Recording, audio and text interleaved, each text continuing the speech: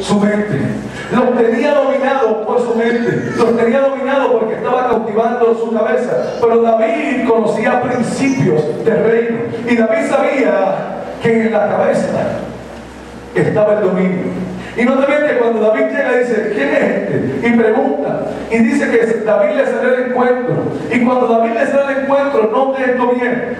Versículo 43. 1 Samuel 17, versículo 43. Y dijo el filisteo a David, soy yo perro para que vengas a mí con palos. Y maldijo a David por sus dioses. Dijo luego el filisteo a David, ven a mí y daré tu carne a las aves de los cielos y a las bestias del campo. No te veas que el filisteo no sabía principios de dominio. El filisteo era un buen guerrero, pero no sabía que el dominio estaba en la cabeza. Sin embargo, David sí lo sabía. Y el filisteo le dice a David, ven a mí y voy a dar tu cuerpo, voy a dar tus carnes a las aves de los cielos. Pero David le responde de otra manera diferente. Entonces dijo David al filisteo, tú vienes a mí con espada, lanza y jabalina, mas yo vengo a ti en el nombre de Jehová de los ejércitos, el Dios de los escuadrones de Israel, a quien tú has provocado. Jehová te entregará hoy en mis manos y yo te venceré y te cortaré. No te veas que el filisteo le dice a David, yo te voy a vencer y voy a dar tus carnes a las aves de los cielos. Y David le dice, tú no sabes principios de dominio. Tú no sabes que el dominio está en la cabeza. Tú me vas a ir a mí después porque yo te voy a cortar la cabeza. Y David le dice, ok, tú vienes contra mí con espada, jabalina y lanza, pero el día que yo le sirvo, te voy a entregar en mis manos. Y cuando te entregue en mis manos, yo te voy a cortar la cabeza, porque cuando yo te corte la cabeza, se acabó el dominio. Y es interesante que usted entienda que cuando David fue al encuentro con el filisteo, dice que luego que lo mató, ¿qué hizo? Le cortó la cabeza. Y no te bien que luego, versículo más adelante, dice que David tomó la cabeza del gigante. Eso es importante que usted entienda esto. Dice que David tomó la cabeza del gigante. Vaya conmigo, versículo 54. Y David tomó la cabeza del filisteo y la trajo a Jerusalén, pero las armas de él la puso en su tienda. No te veas que David no entró con la espada del filisteo a Jerusalén. David no entró enseñando la coraza, el yelmo, el rodillo que tenía el filisteo. David entró enseñando ¿qué? Porque cuando David entró enseñando la cabeza, ya el pueblo sabía que el dominio de los filisteos se había acabado, porque el dominio está en la cabeza. Por eso la palabra dice que el enemigo tiene la cabeza debajo de la planta de nuestro pie, porque mientras tú tengas la cabeza pisada, el cuerpo no se podrá mover. Mientras la cabeza esté bajo tus pies, el cuerpo será. El cuerpo no se podrá mover. Así que el enemigo, entendiendo esto, te ataca por los pensamientos. El enemigo te ataca, ay, me siento mal. Y enseguida viene un pensamiento, ¿será que tendrás apendicitis? Yo creo que tengo cáncer. El enemigo te ataca por los pensamientos. El enemigo te ataca, te trae pensamientos negativos, y ahí es que él te puede dominar. Pero si tú entiendes esto, tú sabrás que Dios es cabeza de la iglesia. La palabra dice que Jesús es ¿qué? Cabeza de la iglesia, y que en Jesús estamos completos. Note bien que cuando Dios habla, dice, y te pondré por, y no por cola. ¿Por qué no dice te pondré por mano, y te pondré por pie, o te pondré por pecho? Y si te pondré por cabeza y no por cola. Porque Él sabe que en la cabeza está el dominio. Él sabe que en la cabeza está la dirección. Él sabe que en la cabeza está el mando. Y Él dice, te pondré por cabeza y no por cola. Y luego dice, y estarás arriba. Esto es lo que me enseña. Es que el que domina su cabeza siempre estará arriba y nunca estará abajo. Podrás estar pasando por lo que estés pasando, pero si dominas tu cabeza, ¿sabes qué? Tú siempre estarás arriba. Puedes estar pasando por la situación más difícil que puedas estar atravesando, pero si tienes dominado tus pensamientos, tu cuerpo irá y caminará en línea con lo que estás pensando y no con lo que estás pasando. Es que hay mucha gente que no ha entendido que el dominio está en la cabeza y están caminando de acuerdo a lo que están pasando y no a lo que están pensando, porque no han alineado los pensamientos con los pensamientos de Dios. Por eso Pablo decía que nosotros tenemos la mente de Cristo. ¿Por qué Pablo decía tenemos la mente de Cristo?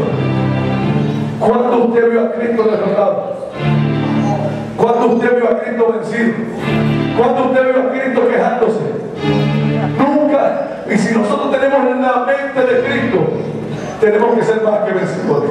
Si nosotros tenemos la mente de Cristo, tenemos que estar alineados con el propósito y saber que no importando lo que estemos pasando, lo que estemos viendo, lo que dominará nuestro futuro será nuestro pensamiento. ¿Sabe?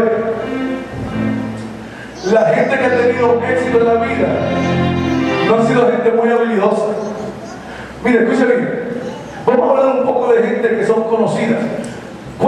¿Quién no conoce a Walt Disney? El famoso inventor de Disney World. ¿Sabe? Yo creo, escuche bien, yo creo, y tengo la certeza, que para el tiempo de Walt Disney había millones de personas más inteligentes que él. Tenía que haber millones o miles de personas más brillantes que él, pero ninguno pensó lo que él pensó. Ninguno se alineó con lo que él se alineó. Ninguno creyó lo que él creyó. Yo no sé si usted ha escuchado la historia de este hombre, pero una vez estaba su esposa sentada allí en uno de los parques de atracciones. Y había un hombre que era uno de los que limpiaba. Y se le acercó a la esposa estaba así sentada mirando una montaña rusa. Y le dijo el caballero a la esposa de Walt Disney: qué pena que no vivió para ver la montaña rusa. Y la esposa le dijo: precisamente porque él la vio, es que tú la estás viendo.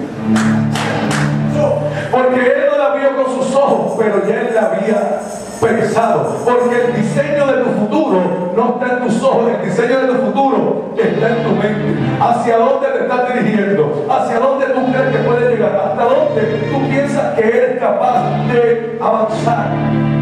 Es que nuestro futuro y nuestro caminar está en nuestra mente. ¿Sabe? Mi futuro y mi caminar no depende del que vaya conmigo, no depende del que esté a mi lado, depende de mí. Es que hemos estado muy codependientes, hemos estado dependiendo mucho de la gente que nos rodea. Aquel no me ayudó, aquel no me miró, aquel no me dijo, aquel no me abrazó, aquel no me besó. Olvídate, si no, bésate tú mismo. Porque tu pensamiento, tu futuro depende de cuán hábil o cuán expandida esté tu mente. ¿Sabe? La cabeza abre brecha. La cabeza abre brecha. Vaya conmigo, libro de Efesios, capítulo 11. Libro de Efesios, capítulo 11. Mira lo que dice allí. Libro de Efesios, capítulo 11.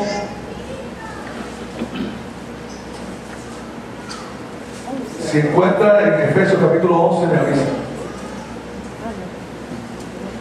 ¿Lo encontró? No lo voy a encontrar porque no va a aparecer.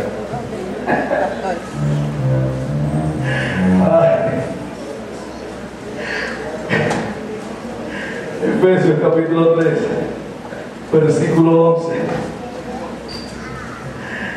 Conforme